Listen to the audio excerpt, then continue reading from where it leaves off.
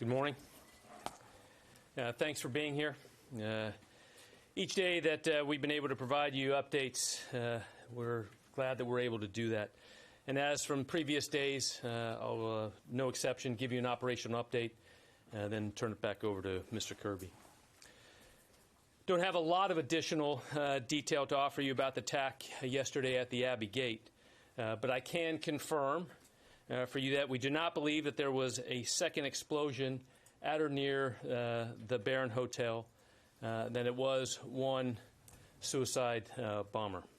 We're not sure how that report was provided incorrectly, but we do know it's not any surprise that in the confusion of very dynamic events like this can cause information sometimes to be misreported or garbled. We felt it was important to correct the record with you all here. You've now seen that we've updated our casualty list to include a 13th service member killed in action. Our thoughts and prayers continue to go out to the families and to the teammates that we have lost. This is a devastating time for these Gold Star families, a title no one wants to hold, but we absolutely hold in the utmost respect. I can also report that 2 flights landed at Ramstein today carrying our wounded personnel from the attack. These personnel have been transferred to Landstuhl Regional Medical Center and are receiving care. In Kabul, commanders on the ground continue to assess the risk and the dynamic situation there as they have been since the beginning. Force protection remains paramount with the continued threat. We've continued the evacuation mission yesterday, as you saw, as you reported last night, and I'll give you an update of how things have gone in the last 24 hours.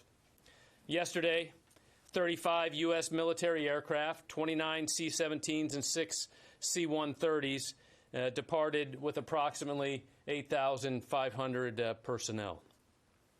Combined with 54 coalition aircraft departures, an additional 4,000 personnel left Kabul for various intermediate staging bases.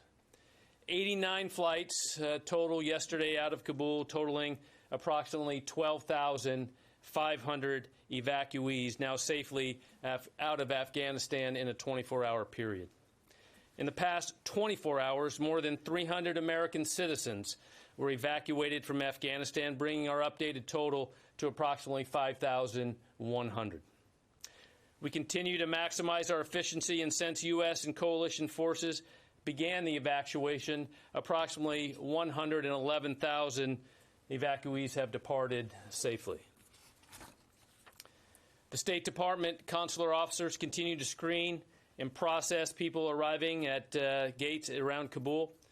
Some gates have been closed, as we reported, but American citizens, SIV applicants, and vulnerable Afghans who have the designated and proper credentials will continue to be processed for departure from the airfield. There are still approximately 5,400 individuals on the airport as of this report awaiting for flights out of Afghanistan.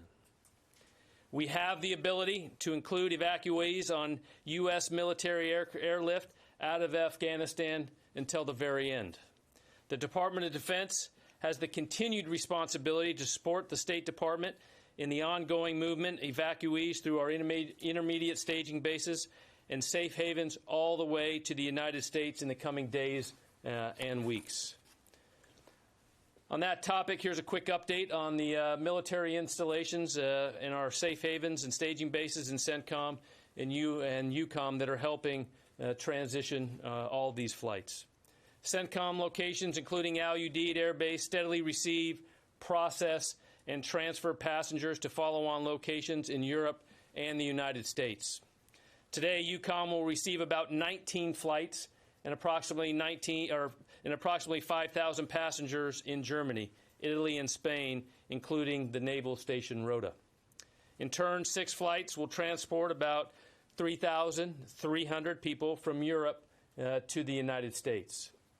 I cannot say enough how important the contribution of our allies and our partners has been in this massive global operation.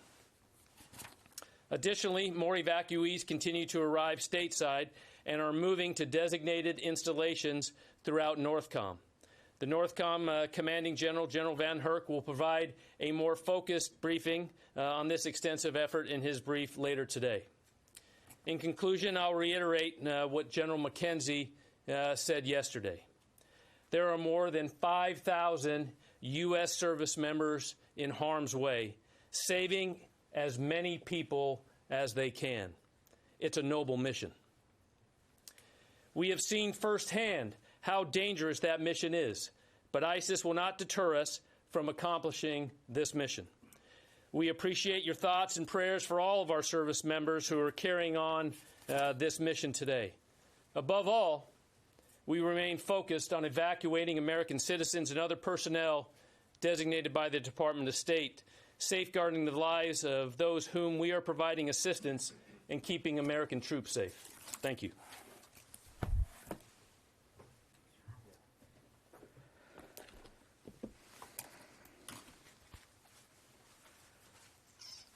Okay, I just have one other thing to add, and it's a good segue from what the General ended with. Today, the Department of Defense can announce that it has authorized Marine Corps Base Quantico, Virginia, Fort Pickett, Virginia, and Holloman Air Force Base, New Mexico, to provide additional support to the U.S. mission to evacuate Afghan special immigrant visa applicants, their families, and other at-risk individuals.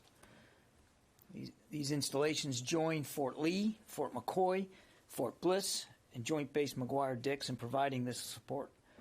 The Defense Department will continue to support the State Department in providing temporary housing, sustainment, and support inside the United States for a capacity of up to 50,000 Afghan special immigrant visa applicants, their families, and other at-risk individuals.